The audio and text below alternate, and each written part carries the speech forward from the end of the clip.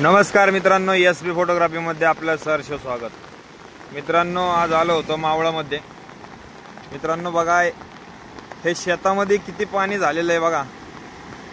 शेतकऱ्याचं नुकसान.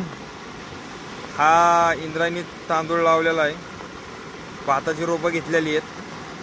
अख्ख्या भाताच्या रोपामध्ये एवढं पाणी झालं, गुडघ्या एवढं.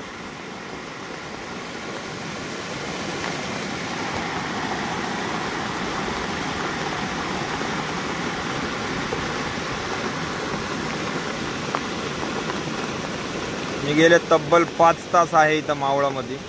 असाच मुसळधार पाऊस चालू आहे मावळामध्ये.